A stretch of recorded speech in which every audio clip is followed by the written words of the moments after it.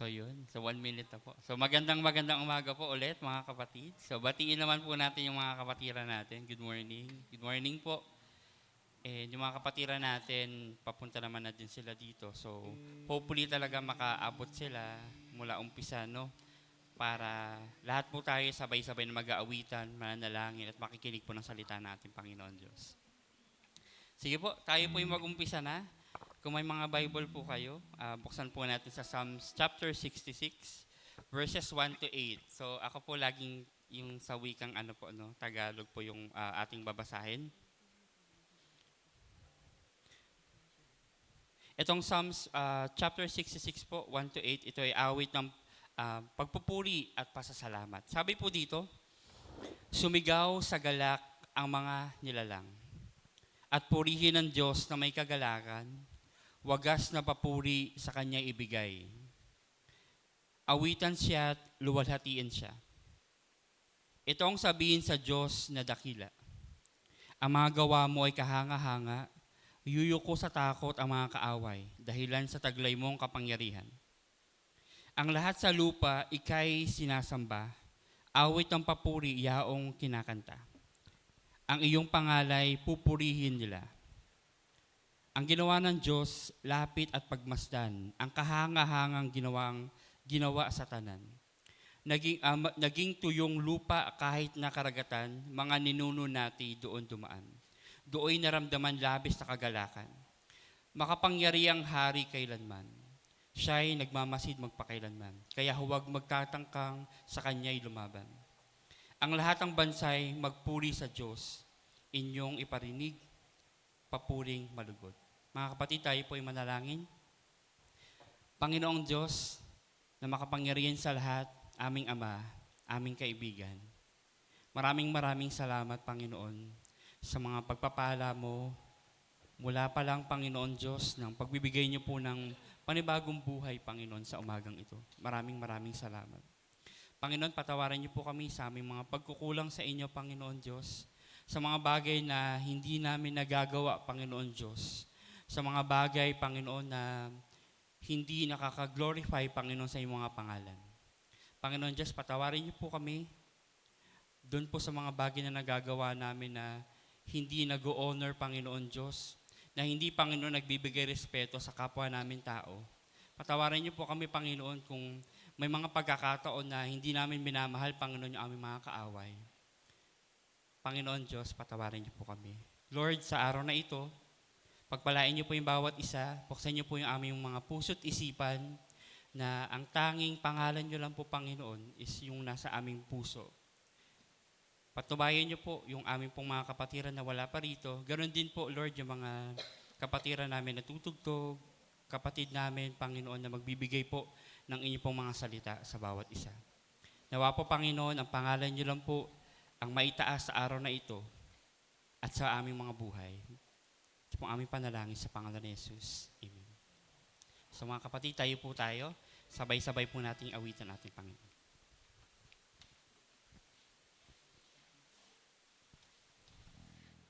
Praise God. Yan, maraming salamat, Kuya Ronald, sa isang marubdob na panalangin. Pangunguna sa amin sa pananalangin at salamat po sa Panginoon sa umagang ito na muli tayo'y magkatipon-tipon sa isang pagkakataon muli na sama-sama tayong manambahan para sa ating Panginoon. Sa umagang ito, inaanyayahan ko po ang lahat na ihanda po natin ang ating mga puso't isipan sa pagbibigay naman po ng papuri, mga awitin sa Panginoon.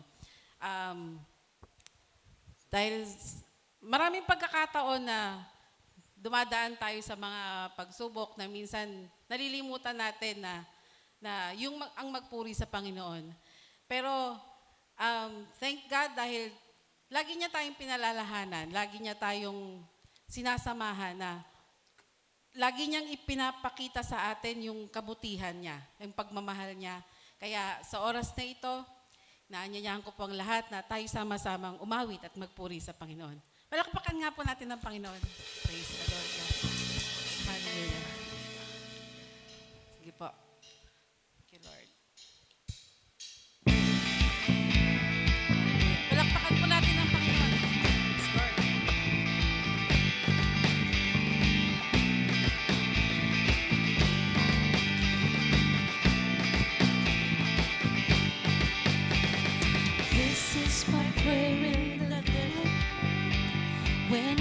that's within me feels dry.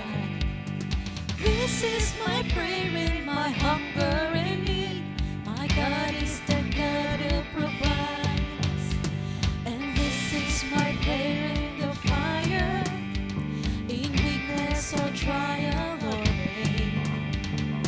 There is a faith proof of more worth than gold, so refine me, Lord, through the flame.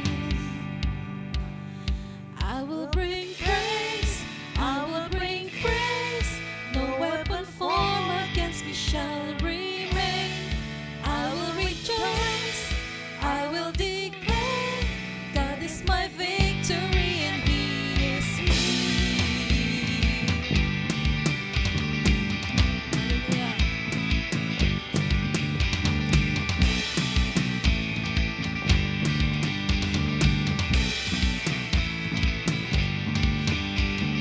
This is my prayer in the battle, when triumph is still on its way. I am a conqueror and co-heir with Christ, so firm on His promise I'll stand. I will bring praise, I will bring praise. No weapon formed against me shall remain. I will rejoice, I will declare, God is my victory and He is me.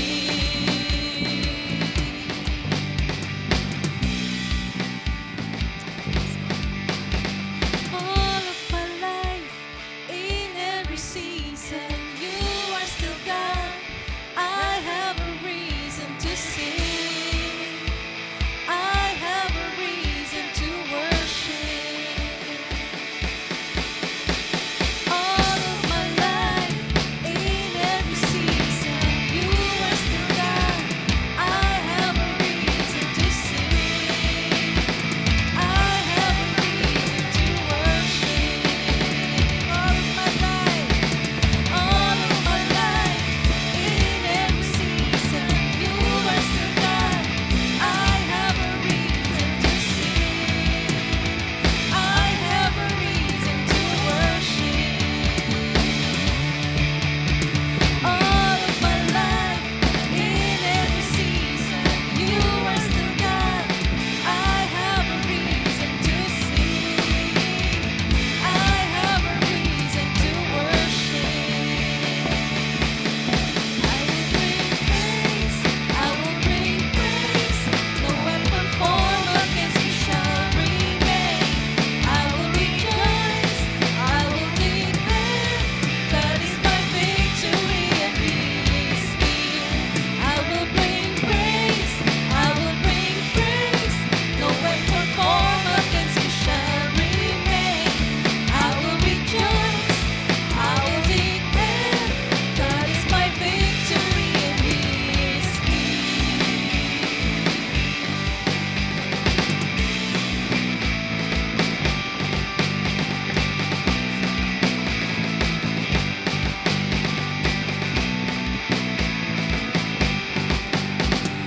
This is my prayer in the harvest, when favor and providence flow. I know I feel to be emptied again. The seed I receive, I will sow. Hallelujah. Yes, Lord, salamat, Panginoon. Salamat, Lord God, dahil binibigyan mo po kami lagi ng dahilan upang kami magpuri sa inyo, magpasalamat sa inyo at purihin kayo, Panginoon. Salamat, O Lord, sa pag-ibig mo sa amin. Salamat sa patuloy na pagpapala mo sa amin, Panginoon. Sa kabila ng mga kasalanan namin, sa kabila ng pagkukulang namin sa inyo, Ikaw, O Diyos, ang aming Panginoon na hindi kailanman nagkukulang sa amin. Salamat, O Lord. Patuloy po kaming magpupuri at magpapasalamat sa inyo. Hallelujah. Patuloy nating awitan ng Panginoon.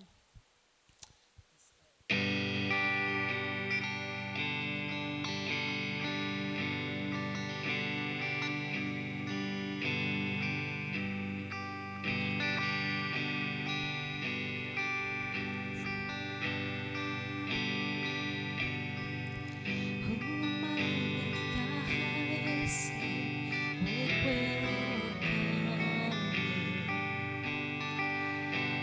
was lost and He brought me in. Oh, His love for me. Oh, His love for me. Who the Son sets free, oh, is free indeed. I'm a child of God, yes I am.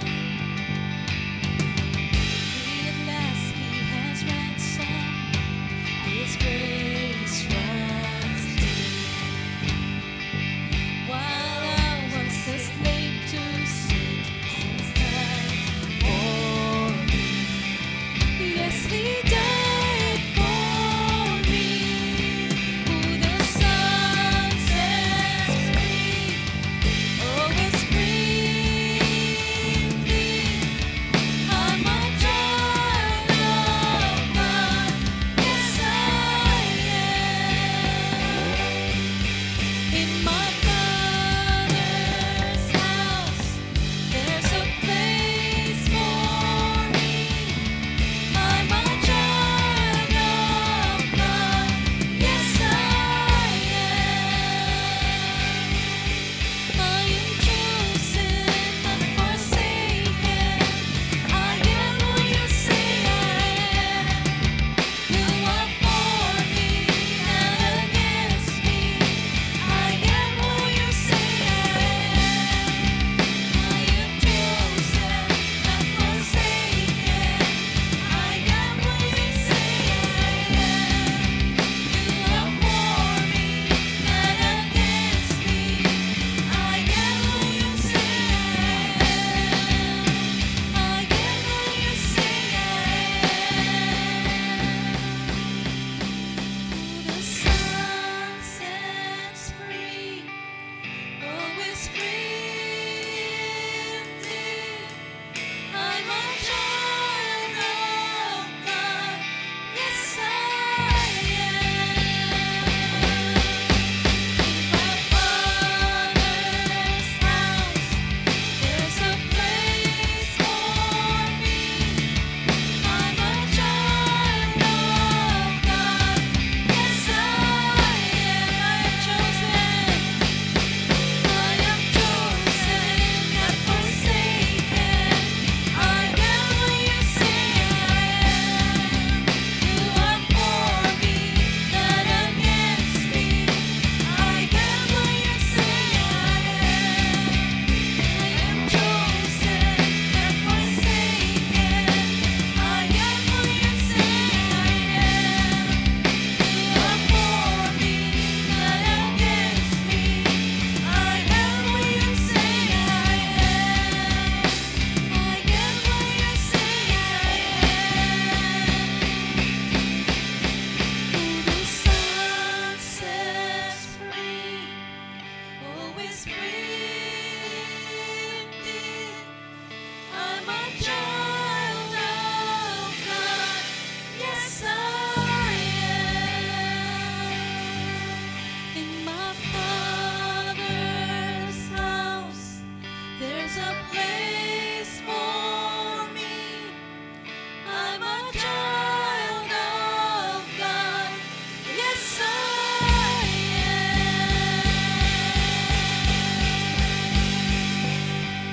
Yes, Lord. Hallelujah. Salamat. Salamat, O Lord, na Ikaw ang siyang pumili sa amin, Panginoon. Salamat, O Lord, na Ikaw ang Panginoon na talagang pumapatnubay sa amin, nagmamahal sa amin, Panginoon. Patuloy ka naming pupurihin at sasambahin sa aming mga buhay, O Lord God. Hallelujah, Lord. Yes. Jesus Christ.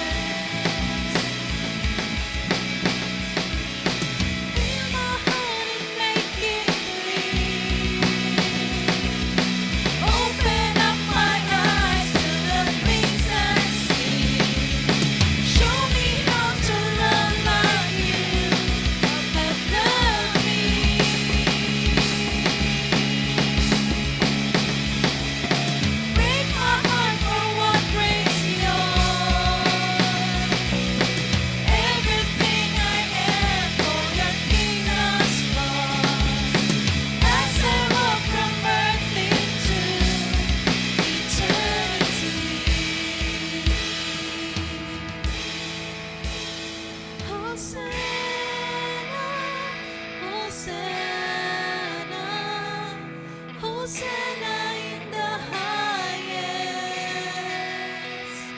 Hosanna, Hosanna, Hosanna in the highest. Hosanna, Hosanna, Hosanna, Hosanna in the highest. Hosanna, Hosanna, Hosanna in the highest. Hosanna in the highest. Hosanna in the highest. Hosanna in the highest.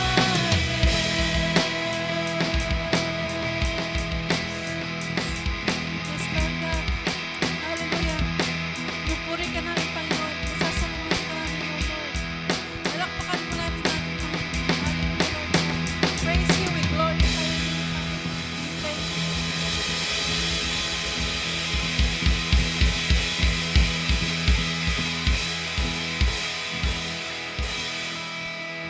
Tayo po'y patuloy na lumapit sa Panginoon at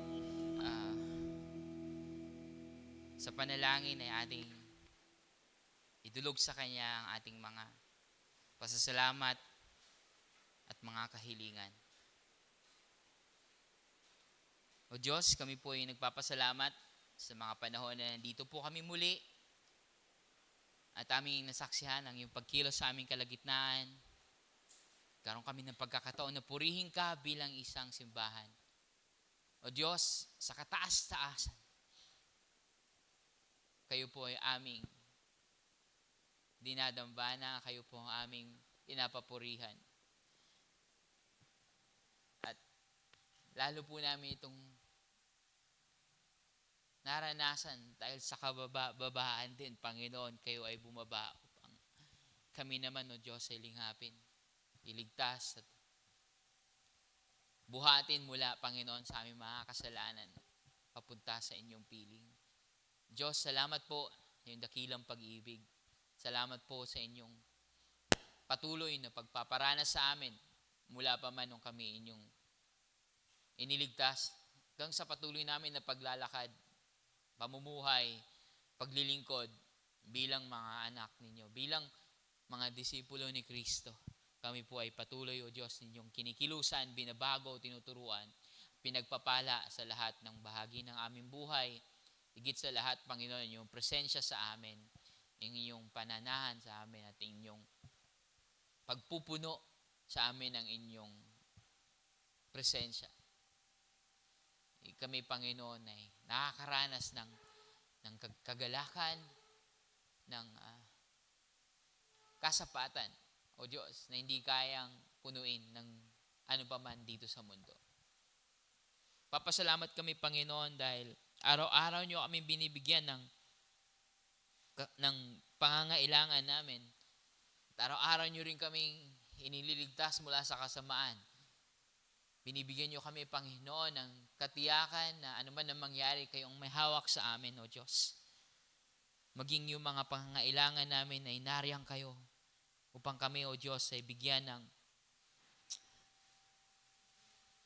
ng mga bagay, mga material, mga pangangailangan, O Diyos. Andyan po kayo. Ang inyong kasaganahan na ibinubuhos sa aming mga pamilya, sa aming mga trabaho, sa aming mga negosyo, sa aming mga proyekto, ano pa man aming mga pinagkakabalahan, Panginoon. Nagpapasalamat din namin, Panginoon, sa inyo ang mga mahal namin sa buhay na mayroong mga pagdiriwang itong nakaraang linggo, yung mga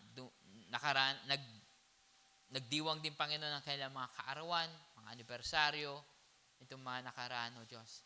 Salamat po dahil meron kaming mga bagay na mas lalo pa naming napapahalagahan ng inyong, may mga araw na mas lalo naming naaalala, O Diyos, ang inyong pagiging tapat at pagpapala sa amin.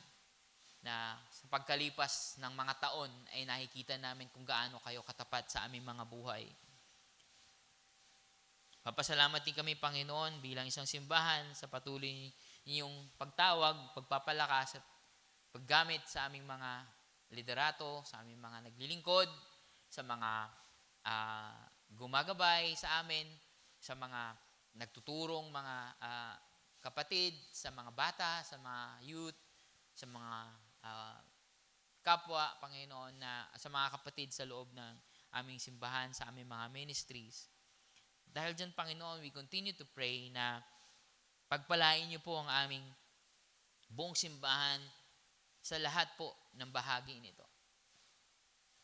Sa aming pong 3 areas, sa aming pagkilos, sa church maturity, sa church ministry, at sa church management, O Diyos, ang dami pong kailangan pang gawin nitong taon na ito. Ang dami pong nakahilera ng mga proyekto, ng mga ministry, mga programs, mga pagtuturo, mga events, Panginoon, na aming hinihilang ang inyong pagpatuloy na paggabay sa aming mga Bible studies, mga pagsasama-sama sa fellowships, mga small groups, iba pang mga ginagawa namin, O Diyos, sa buong linggo o sa buong buwan hanggang sa buong taon, Panginoon, na aming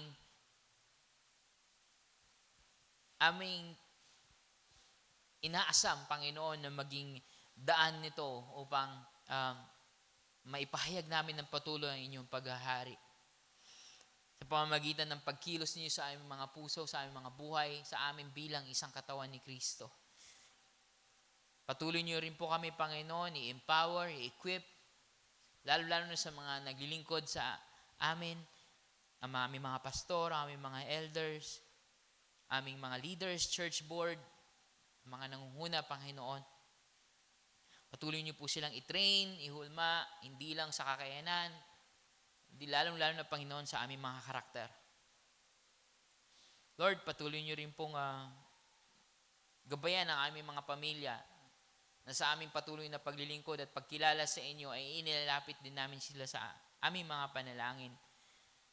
Yung paggabay, patuloy na pagpapakilala, lalong-lalo na sa aming mga kasamahan sa tahanan, mga mahal sa buhay na hindi pa isinusuko ang kanilang buhay sa inyo, Panginoon, sa pagsunod kay Jesus, na makaranas, masumpungan ang inyong grasya, ang inyong biyaya, ng pagpapatawad sa aming mga kasalanan, ng pagyakap, Panginoon, ninyo sa amin bilang inyong mga anak, at paghiling na ang inyong paghahari ay manahan sa amin, sa kanilang mga puso, sa kanilang mga buhay. Salamat din po, Panginoon, na patuloy kayong nandyan para sa kanila, sa amin, sa aming mga pamilya. Patuloy niyo pong paghilumin ng mga sugat. Kung meron man, Panginoon, mga tampuhan, mga hindi pagkakaunawaan sa aming mga pamilya, mga matagal nang hindi pa rin na pag-uusapan, na pagkakasundo-sundo, yung mga bagay, Panginoon, na kami rin mismo ng mga tagasunod ni Jesus, kami ng mga nagsasabi na nagmamahal sa inyo, na ipinapamuhay ang mga katuruan ni Jesus, nawa sa amin mismo mag-umpisa ang pagkilos ng kapayapaan, pagpapatawad, pagkakaunawaan, O Diyos, na hindi na ang aming pride, hindi ang aming ego, hindi ang aming karapatan, kundi ang inyong kalooban ng aming sundin. Na kayo, Panginoon, kayo ang nag-utos sa amin, na kahit nga ang aming mga kaaway, dapat naming mahalin. Paano pa kaya, Panginoon, ang aming mga mahal sa buhay, ang aming mga kasama sa aming mga tahanan, o aming mga kapatid, kapamilya, kamag-anak. Lord, ang inyong pagpapagaling din sa aming mga mahal sa buhay na nasa karamdaman, mga kahinaan, O Diyos, o dalaan man ng sakit, o dala man ng edad, o dala man, Panginoon, ng mga emosyonal na abuses, o hindi maayos, Panginoon, na karanasan. na nagbibigay sa aming mga mahal sa buhay ng kahirapan. O Diyos, pagalingin niyo po at lingapin ang aming mga kapatid na ito. At bigyan niyo po sila, Panginoon, ng comfort ng inyong presensya, and na sa anumang circumstances, sa anumang mga sitwasyon, kayo ang kanilang magiging kalakasan at kagalakan in sickness and suffering and any health issues, O Lord. Tiyataas din po namin aming bansa, Panginoon, and maging ang buong mundo, na naway patuloy na maghari ang inyong kapayapaan, ang inyong ustisya, katotohanan at habag sa lahat, Panginoon, ng mga conflict, sa lahat ng mga problema, O Diyos, na sa lahat ng ito, manaignawa, Panginoon, ang aming pagsunod kay Jesus. Hindi aming pagsunod sa anumang panig. Mahalaga, Panginoon, na meron kaming paninindigan. Karapatan namin yun bilang mga mamamayan o bilang tao. Pero bilang Kristiyano, naway ipaalala niyo sa amin, Panginoon, na may iisa kaming hari. At sa ilalim ng isang hari, nasa isang pamilya kami, O Diyos, na lalo-lalo na sa aming mga Kristiyano ay manaig ang pag-iibigan, pag-uunawaan at pagkakasundo-sundo sa ilalim ng paghahari ni Jesus. Dahil sa Kanya po nanggagaling ang tunay na kapayapaan, tunay na kaunlaran at tunay na hustisya at pagmamahal. Sa Kanya nawa kami sumunod. Sa siya nawa ang aming ehemplo mula sa diskusyon, sa pagkilos, sa pagtulong, sa paglilingkod sa aming mga kapwa, na ang resulta nawa ng aming pagiging passionate sa mga bagay-bagay, Panginoon, ay pagmamahal at pagsulong sa hustisya, pag-angat sa mga nahihirapan, pagpapalaganap ng pag-ibig, kalooban ninyo. Hindi sa pagkakawatak-watak, pagbabangayan, at pagiging mayabang o pagiging matapang sa hindi naman maayos na kadahilanan. Kundi, Panginoon, kami ay mas lalong lumuhod sa inyo. Dahil napakadali lang naman, Panginoon, magsalita. Napakadali lang maging maangas sa publiko. Napakadali lang ipakita na meron kaming pinaglalaban, Panginoon. Pero ang ipamuhay, ang katuruan ni Jesus, kahit hindi kami maintindihan, ipamuhay ang hustisya ni Jesus na kahit maraming masasaktan, ipamuhay ang pag-ibig ni Jesus na kahit ang makaranas nun ay lalo nilang makita na maaari pala yun, O Diyos. Maaari palang mabaliktad ng lahat. Maaari palang ibigin ang galit sa iyo. Maaari palang mahalin ang hindi mo kapartido. Maaari palang isulong ang kapayapaan kahit na ang daming-daming hindi nagsusulong nito. Maaari palang pangalagaan ng kapwa natin. Dahil ito po ang inyong iniutos sa amin. O Diyos, sana Panginoon, kahit kami man lang, O Diyos, sa aming mga simbahan, ay kilalanin iyon. Tignan iyon, Panginoon, na pangunahin naming mitiin, pangunahin namin na dapat sundin.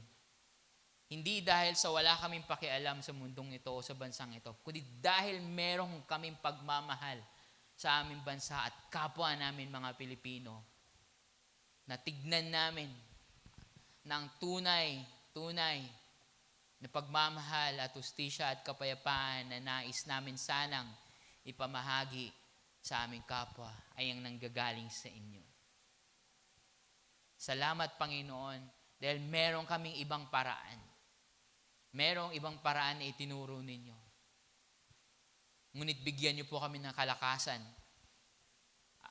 at biyaya dahil ito ang paraan ng krus na kami ang magbibitbit para sa kabutihan ng iba. Salamat po dahil meron kang ehemplong binigay sa amin. At higit pa doon, Panginoon, meron kayong biyaya na palagi nakalaan sa amin mga buhay. O O Diyos, patuloy niyo po kaming pagtibayin sa aming pananampalataya. Palakasin sa aming mga ginagawa para sa inyong ikaluluwalhati. At sa umaging ito, matutumunawa kami mula sa iyong salita. At aming mensahero, Panginoon, ang siyang magdadala ng iyong pagpapahayag ng iyong katotohanan, ng iyong kalooban, at ng ang aming kalakasan, hindi lang sa araw na ito, kundi na patuloy pa namin babaunin sa lahat ng aspeto ng aming buhay. Lord, kumilos po kayo, magsalita kayo, Diyos, at baguhin niyo po kami, at aming kayong pakikinggan, pagtitiwalaan, at isinusuko namin ang aming sarili sa inyo lamang. Sa taming pangalan ni Jesus. Amen. Salamat, kapatid Akid. Nadidinig niyo naman ako sa likod, ano? Thank you. Madalas kasi mababa ang boses ko, mahina. Noong araw lalo na sa telepono, madalas na napagkakamalang babae ako. Sipin mo, high school ka, lumalaki ka. Babanatan ka ng miss sa telepono. Masyado raw soft ang boses ko noon. Medyo tumigas-tigas lang siguro nung konti nung nag-ROTC ako at naging bahagi ng Corps of Cadet Officers. Doon ko medyo natutuwang sumigaw ng todo. Pero ngayong umaga, hindi naman tayo magsisigawan. Pero ay pagsisigawan natin, if ever, is yung grasya ng Diyos. Yung kadakilaan niya. Yung talagang ginawa niya para sa atin upang tayo makapamuhay ng maayos. At subukan na natin tignan yung kanyang salita para sa atin ngayong umaga. Sayang nga, nakaupo na kayo by the time ako nagsalita. Hindi ko sana kayo pauupuin muna. Pero ngayon tumayo kayo. At kunin nyo ang inyong mga aklat. Promise, hindi kayo mahabang tatayo. Ang salita ng Diyos para sa ating ngayong umaga ay matatagpuan natin sa sulat ni San Pablo sa mga taga-Kolosa. So, Colossians chapter 3, verse 17. Sabi dito ni Paul,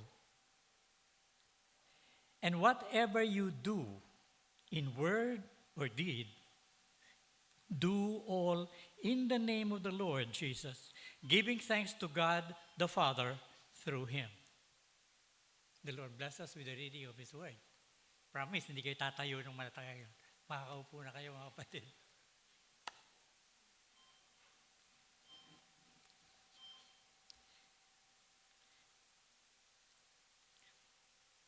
Do all in the name of the Lord. In everything you do, do it in the name of the Lord. Dalawang bagay ang ibig sabihin nito .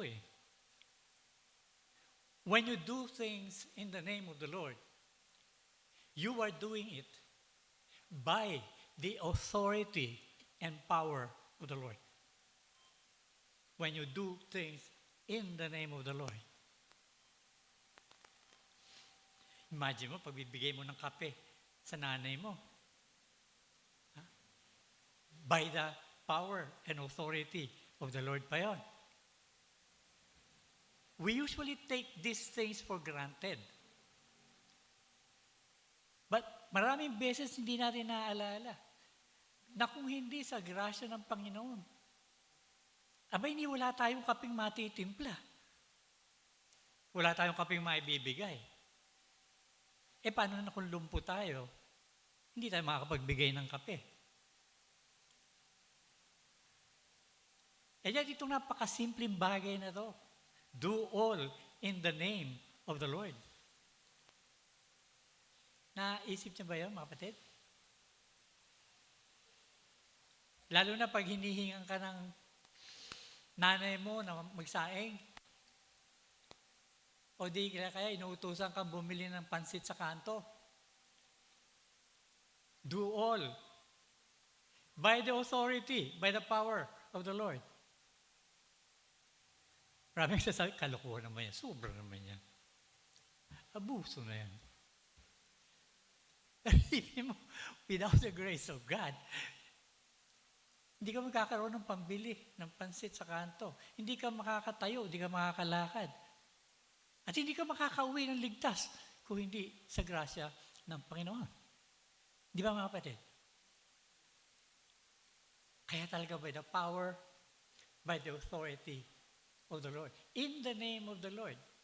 E paano yung walang Lord? Masahol pa dyan na ginagawa, pero nagagawa. Okay, tabi muna natin yan.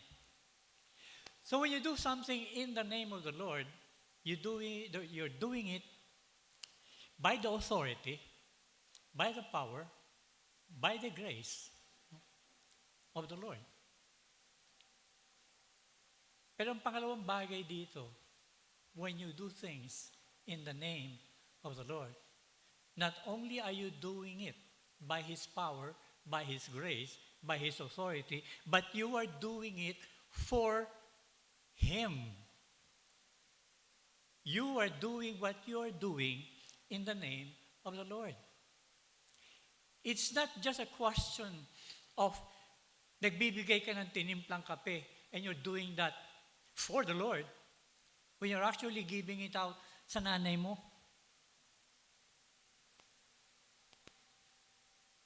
But more than that, the essence that is inside of it, the obedience, the love, the character transformation that is going inside of you as you obey and give that which is asked of you.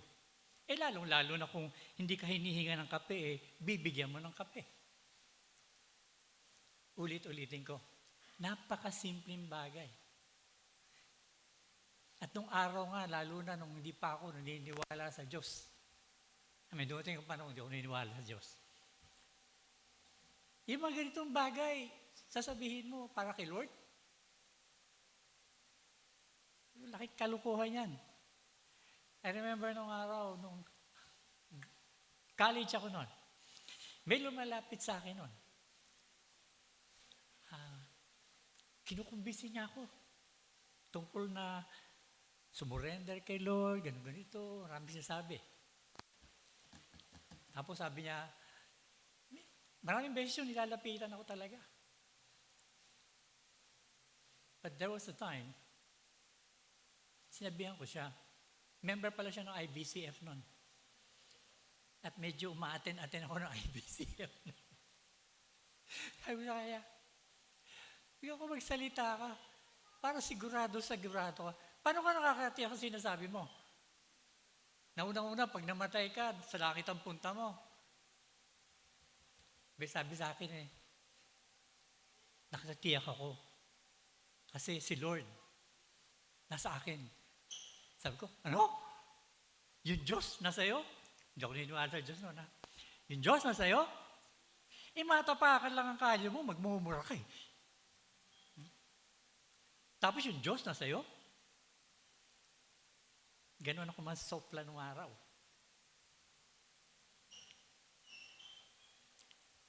Tapos babanatan mo ako. Do all in the name of the Lord. Kahit pagtitimpla ng kape, do all in the name of the Lord.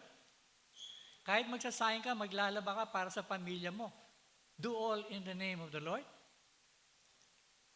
Ginagabayan mo yung anak mo, lalo ni anak mo medyo nagigiging suwel. At sumasagot pa. Do all in the name of the Lord. Will you do it?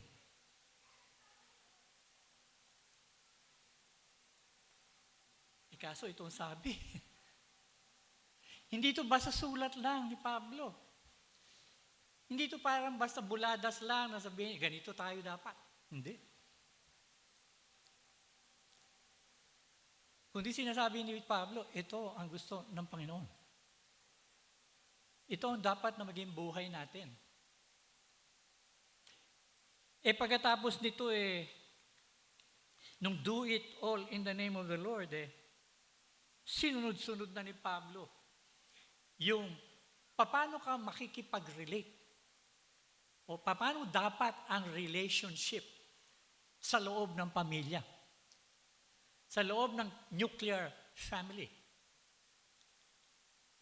Kasi kasunod dito, wives, submit to your husbands as is fitting in the Lord. Husbands, love your wives and do not be bitter toward them.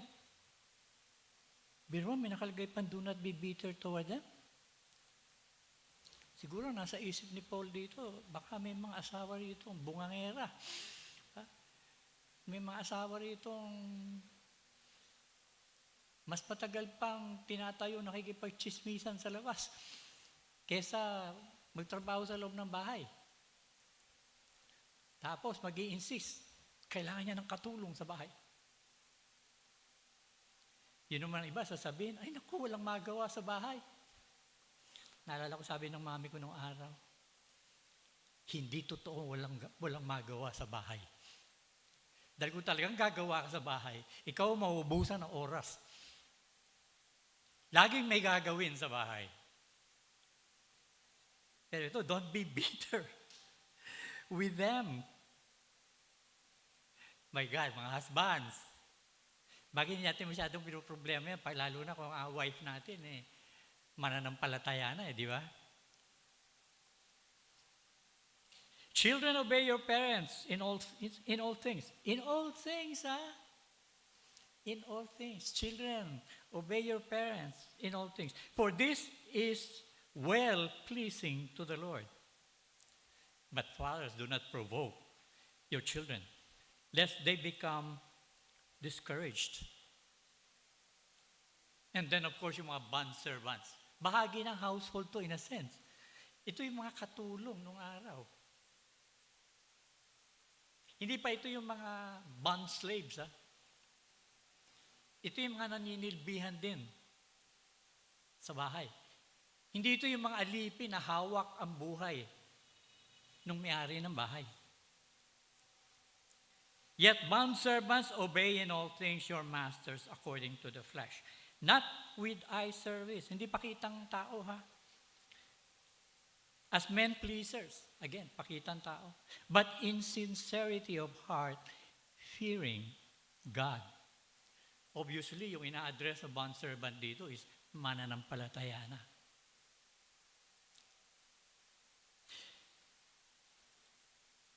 So, pag makikipag-relate ka sa pamilya mo,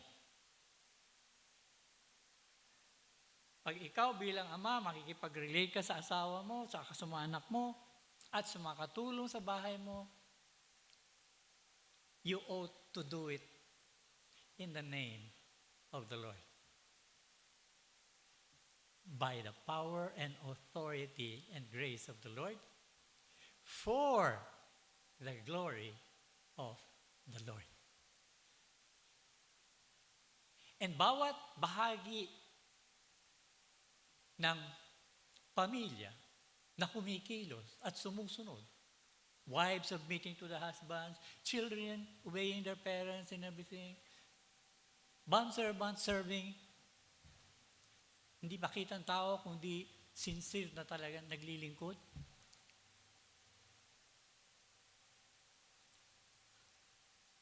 Lahat gagawin mo.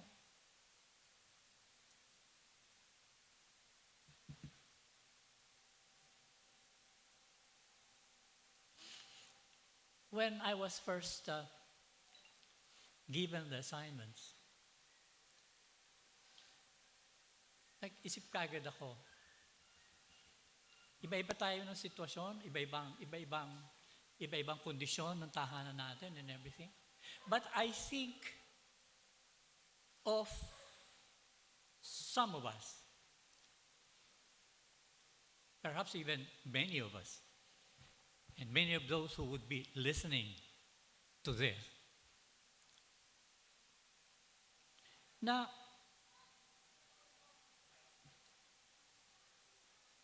ikaw lang ang unang nakakilala sa Panginoon, sa pamilya mo. So kung ikaw ay isang high school girl na naging Kristiyano, at nagkataon, yung pamilya mo ay medyo dispalinghado. Si tatay, dati bote ng dede ang hawak. Ngayon, bote ng tanduay. Si nanay, madaming amiga. Kung di naglalaro ng mahjong, naabot ng 24 oras, nandun sa chismisan.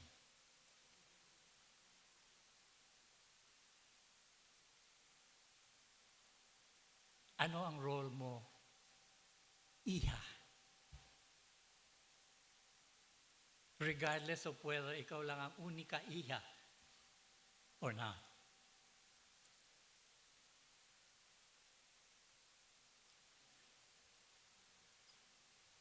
So naisip ko talaga dito, ito yung tagubilin eh. That in all the things that you do it in the name of the Lord. So ikaw, si Iha, high school girl, walang say sa bahay talaga, you're supposed to submit to your parents, to obey your parents, whatever it is they're going to tell you. What then can you do? What then will you do? How can you do things in the name of the Lord? Can you? Tayong mga magulang dito, tayong mga lolo't lola, paano natin sasabihan ang ating mga anak, ang ating mga apo na gawin ang ganito? Huwag na nating isipin na yung manugang natin ay mahilig maghimas ng bote ng tanduay. Mas isipin na natin maayos, nagtatrabaho, responsable ng konti.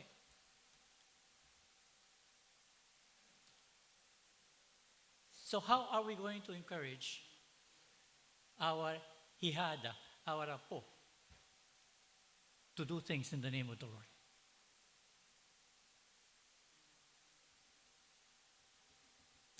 Sabi ko, nakita ko dito, ang sino man, lalong-lalo na yun nga, nagsusolo kang Kristiyano sa isang pamilyang ganito, definitely, to do things in the name of the Lord is to not just obey, but more importantly, to become witness of Christ in your household. And being a witness of Christ in your household, then you may share and you should share the gospel. How do you become witness sa loob ng tahanan? Madali kung tatay ka eh. Kasi nakakapagsalita ka, binibitawan mo. I also remember the fact na nung maliliit yung anak ko until they were high school, I take them along with me sa simbahan. At sumasama sila. There was even a time, lalo nung bago-bago kami, bago-bago ako sa Panginoon, dadalhin ko pa muna sila doon sa chapel, sa kabilang village. Nasa St. Joseph Village kami. So yung mga mabdala sa Kapinapud, alam nyo na yung St. Joseph Village. Katabi ng St. Joseph Village, nandun yung Hilda Village. In between, actually nasa teritoryo ng Hilda Village, may chapel doon. Catholic chapel. So yung mga anak ko, dadalhin ko doon sa kapilya. Attend kami ng misa. Pagkatapos nun, dadalhin ko sa Sunday school. In-enroll ko yung mga anak ko, nag-uusap kami mag-asawa sa Angelicum School. Angelicum College na ngayon. Angelicum yung eskwelahan sa may Santo Domingo. So hawak ng mga Dominikano yan.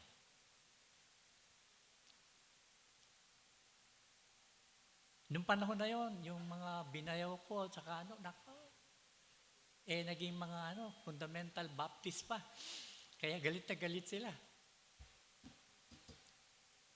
Hindi na maintindihan, ba't ko ginawa yon? Samantalang at that time, alam nila kahit na papano, nabubuksan na ako sa Ebanghelyo. Pero sabi ko sa asawa ko noong araw, alam mo, sabi ko, sa ayaw mo't sa gusto, ang Katolisismo ay identified na at identical na sa pagiging Pilipino. Sa ayaw mo't sa gusto. Now, ang gusto kong mangyari, sabi ko, maintindihan ng mga anak ko kung ano yung Katolisismo na yan. Makita nila yan. Kala ko, may sumasabutahin na. Nawawala talaga.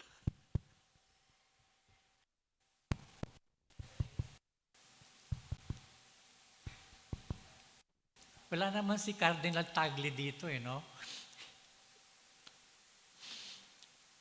But anyway, so gano'n na nangyari sa akin. Pinag-aaral ko, ganyan, and all. Gusto ko maintindihan nila, matutuan nila. Hindi ako makakapagturo sa kanila dahil wala akong naiintindihan sa loob ng simbahan talaga eh. Lumaki ako parang kumbaga nominal Catholic. So hindi ko alam yung mga bagay-bagay niyon.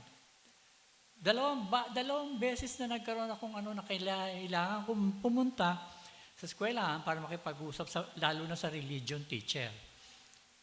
Una, nire-require yung mga anak ko na maglagay ng estampita doon sa kanilang school diary. I think familiar kayo dito, yung nagpapaaral. Namin mga diary yan. Tapos mo nakatatak na doon sa school diary, yung pangalan ng Angelicum. Pero gusto ng religion teacher, lagyan ng estampita. Estampita, yung mga picture ni na Mary, ni na kung ano. But basically, the Blessed Virgin Mary. Sumulat ako, sabi ko, yung mga anak ko, pinalalaki ko na hindi dependent sa nakikita ng mata para maniwala sa Diyos. So wala kami dito ng mga ganyan-ganyan. Wala kami estampita. Pasensya na, yung pa sabi ko. Nakita pala ng mga ibang teachers. Naku, tuwan-tuwa. Sabi, mabuti may sumulat ng ganito. Ganon. Sige, okay na. Medyo nakalipas na. Hindi na ni-require yung anak ko. Kaso there was a point in time na mayroong discussion tungkol sa, hindi ko alam kung salvation or what. Pinapagpapaliwanag si Tanya. Si Tanya yung panganay ko. Siya yung, maano-ano na si Tanya, medyo nag-uumpisa ng bumukas nun. Kinailangan ko pumunta ulit, magpaliwanag.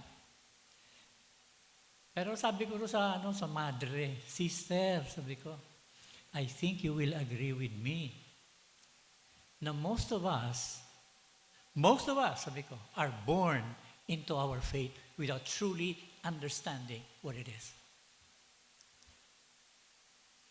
Sabi ko, may I ask you a favor? Teach my daughter that faith. She has an understanding of that faith. Do you want her to explain to you? Sabi ko gano'n. Sabi ng madre, no more, sir. No more. Again, nakalusot na naman. There was even a time, sabi sa akin ni Tanya, Daddy, ano ba tayo? Kasi kinakantsawan na raw siya and everything. Sabi nung anak ko, Daddy, protestante ba tayo? Sa loob ng Roman Catholic School. Protestante ba tayo, Daddy? Sabi ko, hindi tayo protestante. Wala tayong pinoprotesta. Yun ang sabi ko. Dahil na nagpo-protesta, sabi ko yung mga talo sa basketball, Hindi tayo protestante, anak. Ano tayo, daddy?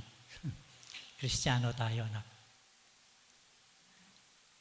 Sumusunod tayo kay Kristo, niniwala tayo kay Kristo, Kristiyano tayo, anak. O do yun. Naayos yung puso ng bata. Hindi kami protestante, wala kaming pinoprotesta. Kristiyano kami.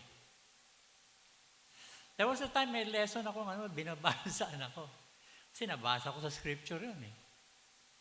Either anak ka ng Diyos or anak ka ng demonyo. Bata pa si Tanya, no? Elementary. So binaba ko sa kanya. No? So, ingat ka, sabi ko, either anak ka ng Diyos or anak ka ng demonyo. Ano gusto mo? Paano ba mag-anak ng Diyos? Yun nga, pagka ikaw ay umano kay Panginoong Jesus, sumunod ka sa Kanya, nanampalataya sa Kanya, tinanggap mo siya, dit magiging anak ka ng Diyos. So pag hindi tinanggap si Kristo sa puso, hindi siya anak ng Diyos. Ay, di anak ng demonyo. Ay, oo. Nako, eto na po. Kausap yung pinsan. Na-imagine mo elementary. Bumantan niya. Kayo, anak kayo ng demonyo. Sinuntok si Tanya. Lalaki pa yung pinsan. Sabi ko, dapat mag-ingat ako sa pagtuturo. Talaga pati pagtuturo ng anak mo, do it in the name of the Lord. By His authority, by His grace, for His glory. Imagine mo, ituro mo lang basta pag hindi anak ng Diyos, anak ng demonyo. To a certain extent, totoo. Pero, sabi nga, you speak the truth in love. Pwede mo bang ilaksak sa utak ng bata yun? Di ba yung pinsan niya, anak ng demonyo?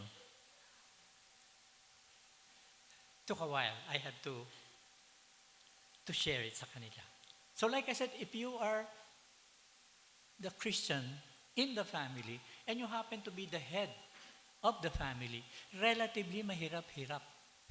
Rather, relatively madali-dali. Para doon sa nuclear family mo, ha? Sa asawa mo, tsaka doon sa mga anak mo. Medyo nahirapan lang ako doon sa asawa ko. Kasi yung misis ko noon, kasama ko sa kilusan yon. So, dumating din sa pagkakataon na sa kabila ng kinalakihan niya, dumating din sa pagkakataon na hindi na siya basta naniniwala sa relihiyon na yan at sa Diyos na yan.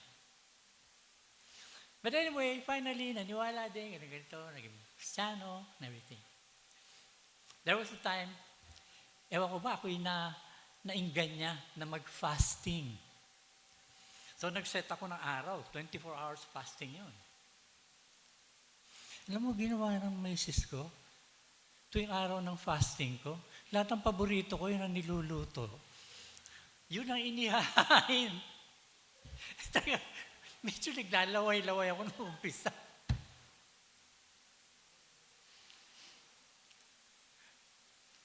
Matindi yung misis ko. There was even a time, yung bunso kong lalaki, uni kong iho. There was a time, lumalakad yun ng walang salawal. Binanatan ako ng misis ko. If you have seen me, you have seen my father. Hindi ba quotations sa Bible yun? Matindi. Ibig sabihin, doon may konting hirap pagka ikaw ang ama de pamilya, pero hindi ganun kahirap ibaba, lalo na ang katuruan ng Panginoon.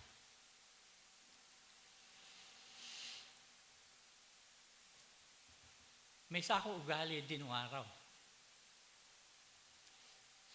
Pagdating ng high school ng mga anak ko, tinuturuan ko yung uminom ng alak. Pinadadanas ko sa kanilang manigarilyo. Tinuturo ko sa kanila. Ang katwiran ko, sayaw ko sa gusto, lalo na pagsampan ng college, ma-expose na sa ganyan. Mabuti alam nila. Nandiyon yung tinuturuan ko sila na ang alak, masarap na iniinom ng puro. Mas maganda kung walang halong yelo o anuman. Maabot nga sila sa puntong, sabi nga sa akin, minsan umuwi yan galing ng Los Baños. UP Los Baños yung dalawa kong anak na na panganay. Meaning yung magkasunod, hindi dalawang panganay. So umuwi yun. Dad, sabi niya, mabuti pala tinuruan mo kami uminom.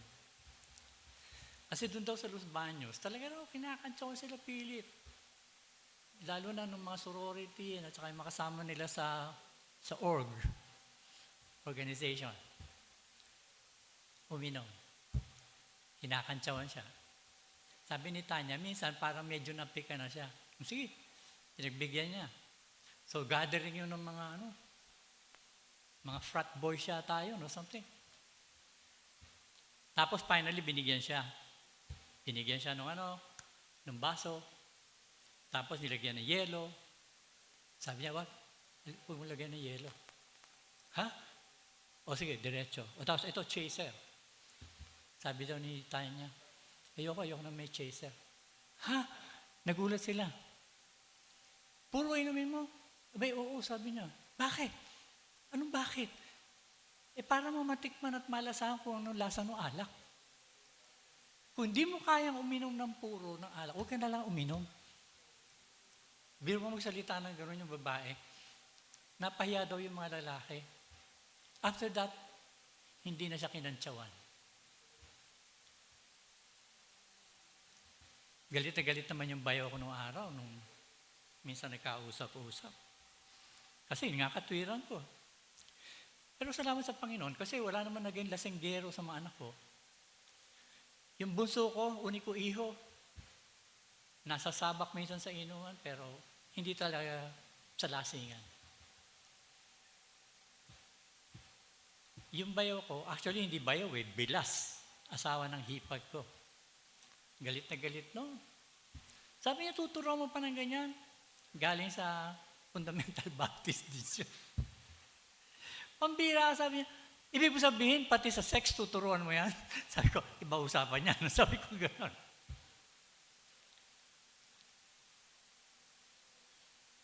Do things in the name of the Lord. Brother Bo, tuturuan mo uminom in the name of the Lord? Tuturuan mo nigarilyo in the name of the Lord? Ano ba yan? No? Siyempre, nung panahon, hindi pa ako talaga Kristiyano. Nung panahon na yun. Kumbaga, ginagamit ko lang yung aking utak. But anyway, by God's grace, at talagang sa kabaitan ng Panginoon, unang taon ng anak ko sa Los Baños, doon pinaslang ni Mayor Sanchez patapos gahasain. Sino yun? Anak mong nagtatrabaho sa Senate? I forgot the name. First year yung anak ko. Nakaw, galit-galit yung mahipag ko mula sa iba-ibang parte ng mundo sumusula. Bakit mo binayagan niya mag-aral? Sabi ko, hindi pa babayaan ng Panginoon yan. I mean, that was what I was holding on. And there were other cases ng rape nung panahon na yun. Yun yata din yung pinatay yung boyfriend nung babae. Anyway, do it in the name of the Lord. So kapag ikaw bilang ama, bilang ina, bilang ate, bilang kuya, o bilang bahagi lang ng pamilya, do things in the name of the Lord. Kapuna-puna na itong paragraph na to, hindi lang paragraph, the few verses even before, talagang ina-emphasize ni Paul na as the elect of God, sabi niya, sa verse 12, as the elect of God, holy and beloved. As the elect of God, holy, and beloved. Or beloved. Hindi ko na alam talaga yung tamang pronunciation. But anyway, there was a time, sabi ko, itong klaseng description na to, description to ng mga Hudyo. Description to ng progeny ni Abraham, Isaac, at Jacob. Sila yung elect of God, sila yung holy, sila yung beloved. But here was Paul, a Pharisee, a number one promoter of the law of God and obedience to it, that Israel may attain its glory, is addressing the believers in Colossae who are not totally Jews and addressing them as the elect, holy, and beloved. Tapos ano sabi niya? Put on tender mercies, kindness, humility, meekness, long-suffering, bearing with one another and forgiving one another. If anyone has a complaint against the other, even as Christ forgave you, so also must you do. In other words, yung fruits of the Spirit. I think most of us are aware of this. Dapat mag-manifest sa'yo. Dapat i-cultivate mo. Sure, the Holy Spirit is there. Sure, the Holy Spirit is working things out para magkaganon. But unless you cooperate sa development ng ganyan, unless you cooperate na makultivate yung mga ganyang ugali, which basically means, unless mabago ang worldview mo. Which also means, unless mabago ang basic na pinaniniwalaan mo. Hindi lalabas yung bunga na yan. Kindness, tender mercies, humility. Sabi ko anong araw, well, maraming bumibili ng plastic na saging, plastic na avocado, plastic na mansanas, plastic na ubas, i-display doon sa table, di ba? Ganda tignan. Pero plastic. So yung fruits, yung magagandang ugali supposedly, pwedeng i-plastic yan. Di ba? Kaya nga maraming naloloko mga babae. Dahil paglapit ni lalaki at nanliligaw, sabi nga ng nanay ko, siya ang pinakamabait na tao sa buong mundo pag nanliligaw. Lumalabas yung mga bunga na yan. Kaya lang plastic. Hindi tatagal. At definitely, hindi makakain, hindi pwedeng pakinabangan.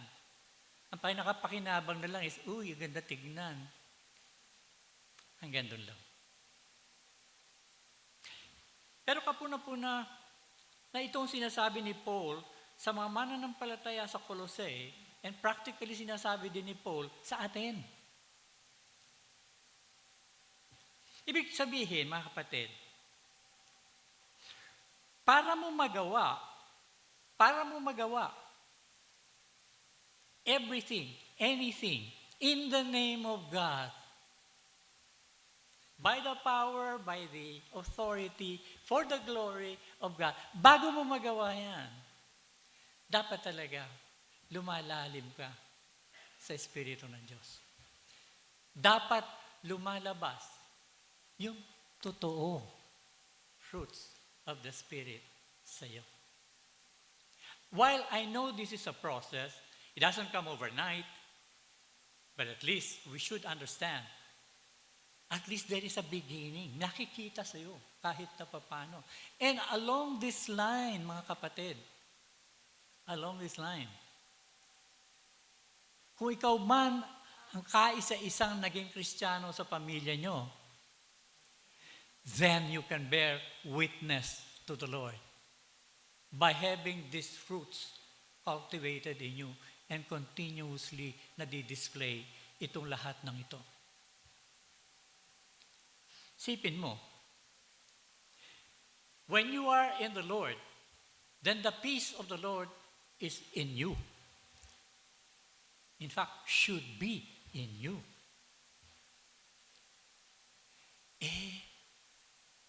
May peace ka bang ipapakita sa mga magulang mo, sa mga kapatid mo, na hindi pa nananampalataya? Kung sandali lang nararatel ka na,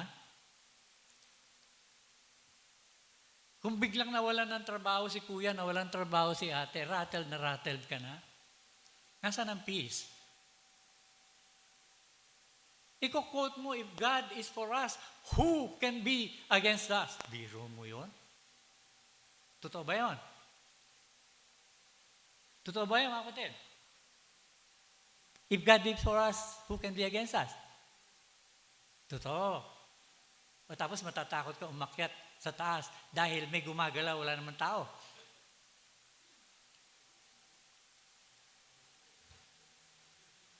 Lalo na kung matatakot ka doon kay Aling Ibyang. Bakit? Mangkukulam yan eh.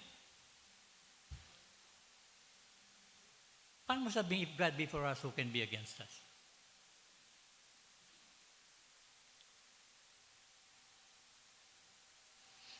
Hindi ka ba namang matatakot? Ang daming addict dito. Ninakaw na nga yung nilagari na nga yung yung tubo ng tubig eh. Ninakaw na nga yung crude dun para maibenta eh. Nangyari yan dito. Di ka ba matatakot sa ganyan? If God be for us, who can be against us? Paano kung ninanakawan ka na ng addict? Paano? Buti sana kung pwede, pag gumanon yung kamay, didikdikin mo ng martilyo. Addict, didikdikin mo ng martilyo. So how will you show? How can you bear witness to God's peace when obviously wala kang peace? So dapat makultivate yan. How can you bear witness na wala kang dapat katakutan? Takot ka sa multo. Yung bang pag dumalaw ka sa may patay, bago umuwi, punta tayo, kaya muna tayo, magpagpag muna tayo. Di ba, ngayon ko lang nalan yung pagpag na yan.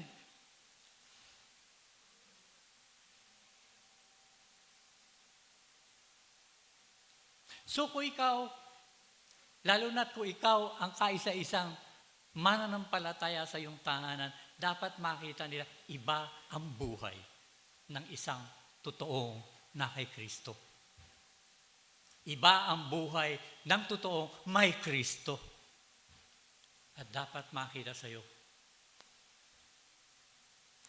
Ito yung puntong do it in the name of the Lord. Na pati pagtitimpla mo ng kape, simpleng bagay, nandoon yung ligaya mo, yung kagustuhan mo, yung pagmamahal mo, daman-daman nila. Iba yan eh, iba. Iba yan.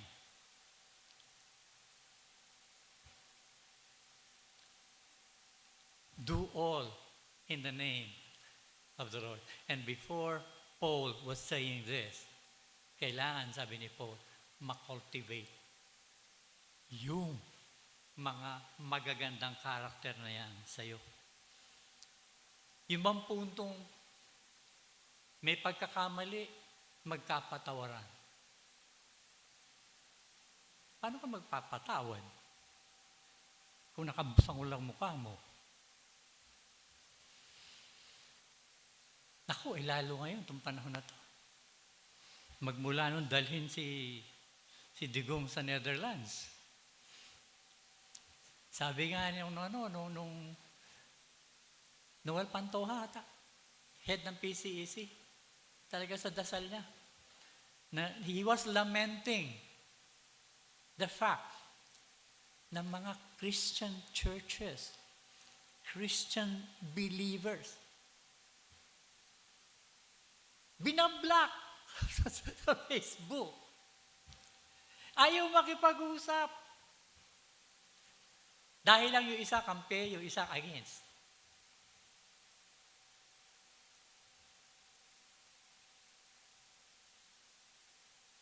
Buti nga isang kapatid natin dito, bumanat nung isang, sabi niya, lahat siya may kinalaman sa, sa eleksyon sa 2028. Kasi nag-umpisa sa impeachment right? Nagkakagulo pa sila. Ba't hindi mo kinumbin kagad yung Senado para impeach kagad yan? Sabi niya, hindi, teka muna, antayin natin yung susunod na session.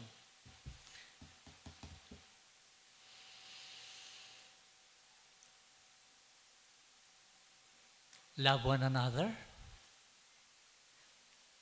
as I have loved you, sabi ng Panginoon.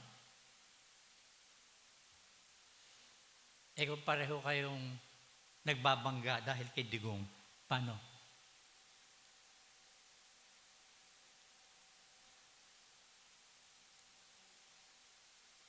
Actually, kung tutusin mga kapatid,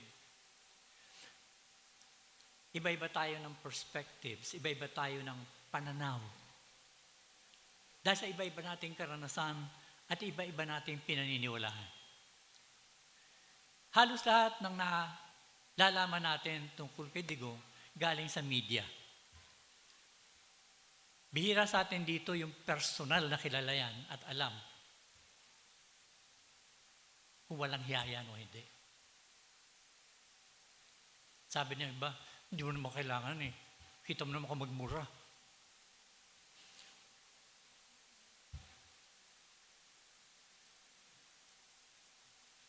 Pero kailangan ba tayo magkawatak-watak because of that?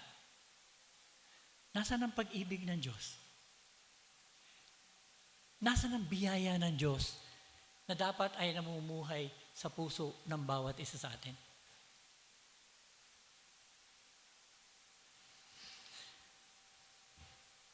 Dapat maintindihan natin, all things work together for good. To them that love God, to them that are the called according to His purpose. Nagalit ka? Sumasabog ang dibdib mo. Gusto mo itsahan ng granada yung mga iyon. Naku, lalo na pag nagsasalita sa sa mga hearings and everything. Kala mo kung sinong matitino.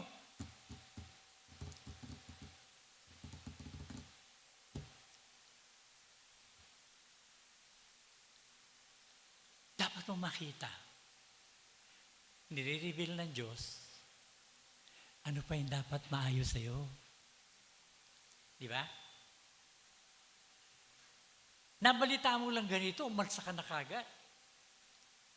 Narinig mo lang yung kaibigan.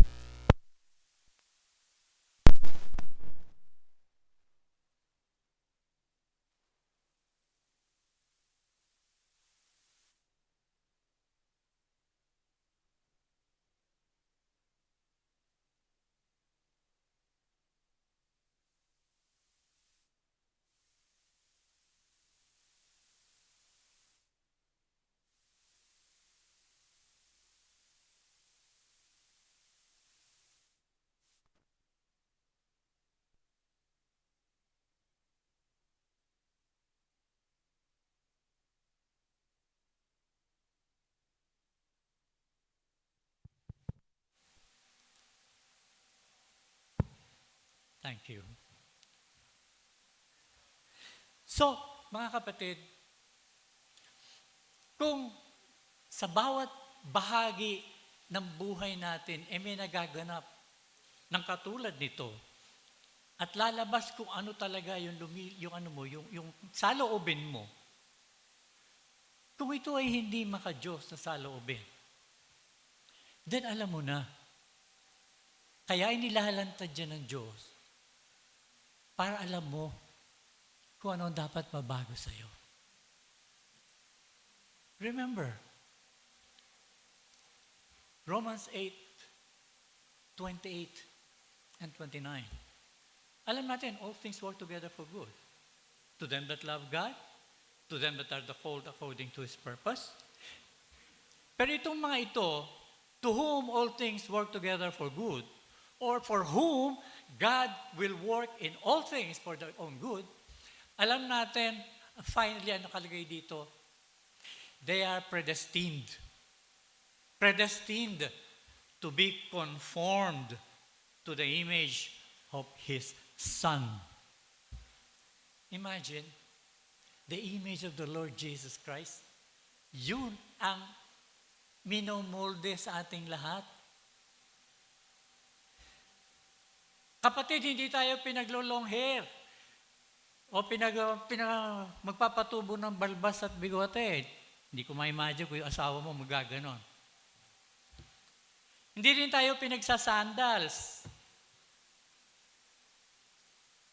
Kundi yung wangis, yung pagiging anak ng Diyos.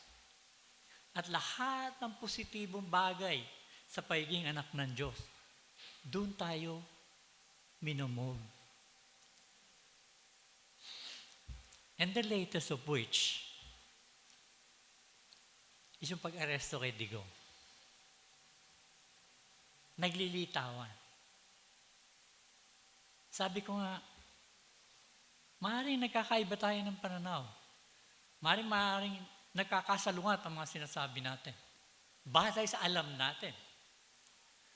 Pero dapat bang manaig ang pag-ibig ng Panginoon? O yung silakbo ng galit mo? Dahil sa nangyayari. Ang sabi ng Panginoon, sabi ni Paul, nung sumulat siya, sabi niya, kumbaga, walang kapangyarihan na nandiyan na hindi inilagay diyan ng Diyos.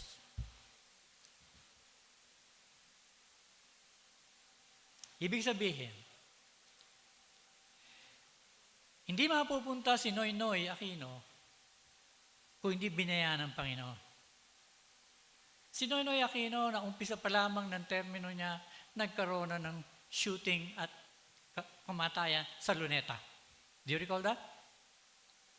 Panahon ni Noynoy yung mama sa pano. Panahon ni Noynoy yung kay Warhan or something. Yung pinutol pa nila yung daliri, dinala sa Washington para i-verify kung siya talaga. Kasi 5 milyon ang reward. 5 milyon dolyar ang reward. Of course, pagkatapos nun, hindi na alam sino tumanggap ng reward.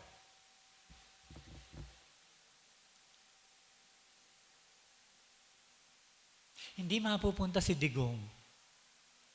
At marami nagtataka dyan, maski ako nagtaka. Bakit siya napunta ron? Ba't ang taas-taas pa ng ano niya, ng boto sa kanya? Hindi siya mapupunta doon kung hindi inalaw ng Panginoon na nandun siya. Pati EJK, inalaw ng Panginoon. Paano yung 1.4 million na mga addict na nag-surrender at nagparehab dahil natakot sa tokhang? No, I'm not justifying EJK, okay? I'm not. All I'm saying is this. Ang Biblia hindi nagsisinungaling. Totoo ang sinasabi nito. Hindi mapupunta yung mga yan dyan sa lugar na yan kung hindi inalaw ng Panginoon. Marami nang gigigil. Hindi na matanggap na, Bok, ba't ka nangatwira ng ganyan? Sabi ko nga, sa ayaw mo at sa gusto, the people gets the government that they deserve.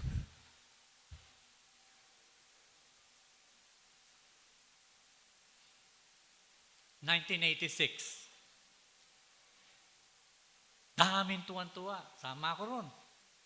Kasi napalayas yung diktador na nandun sa kapangyarihan for 20 years. Okay. Pagkatapos palayasin, ano nakita natin? Nagpatayo pa ng monumento kay Birheng Maria. Doon, sa Robinsons, di ba? Sa Galleria. Bakit? Aba, ina-attribute nila yung pangyayari ng peaceful revolution kay Birheng Maria. The people get the government that they deserve. Cory took over.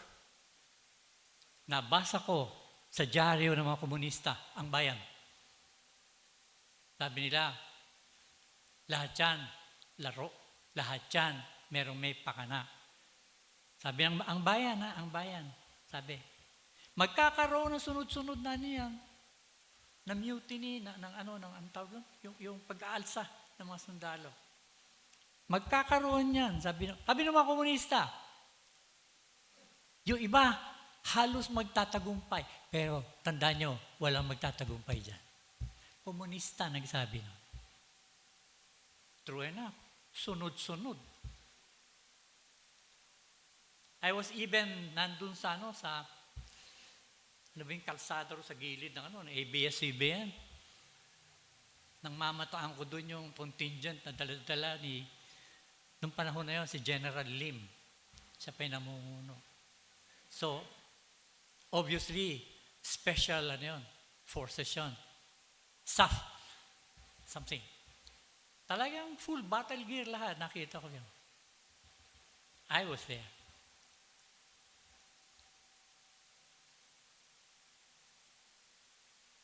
Sunod-sunod yung gulo nun.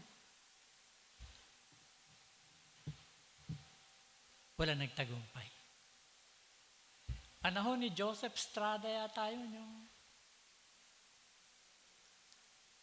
nagkakaroon din na naman ng parang ganon. Tapos sabi nung radio announcer, may namataang dalawang puti. Meaning mga either Amerikano to, European, puti. Basta hindi Pinoy. Sa Camp Aguinaldo.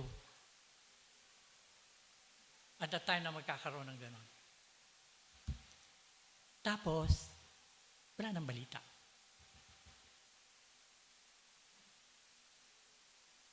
Anyway,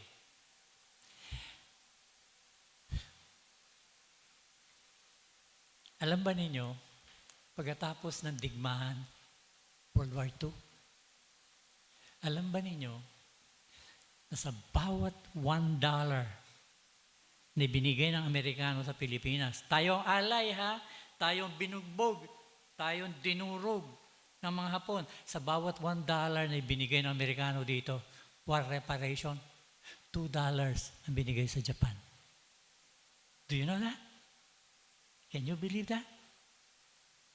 Yung kaaway, bigyan ng doble. Eto pa.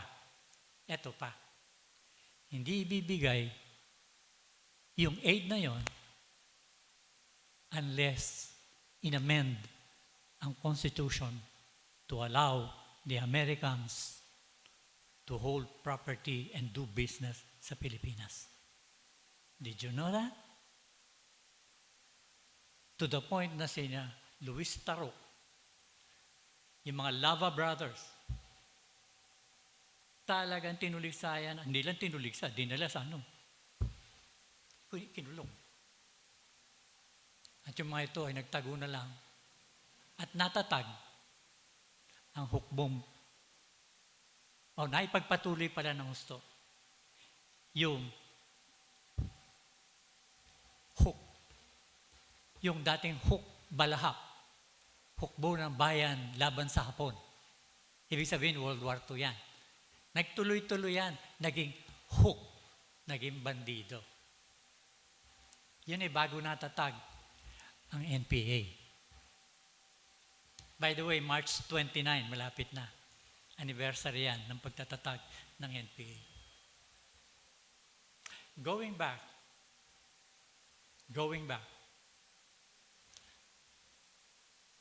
sa ano pa man natin gagawin, do it in the name of the Lord. by the authority, by the power, and for the glory of the Lord. To be able to do that, kailangan makultivate ng gusto yung mga positibong bunga ng banal na Espiritu sa atin. At yan naman ay hindi natin magagawa unless we intentionally dwell on the spiritual disciplines of solitude, silence, prayer, reading and studying of the Word, meditating on the Word, and other spiritual disciplines that we should be purposely pursuing so that the fruits of the Spirit may continue to be cultivated sa puso natin. And then we become real witness of God. Firstly, sa loob ng pamilya. Secondarily, sa labas. Let's pray. Father, thank you so much. Please continue to help us. In Jesus' name we pray. Amen.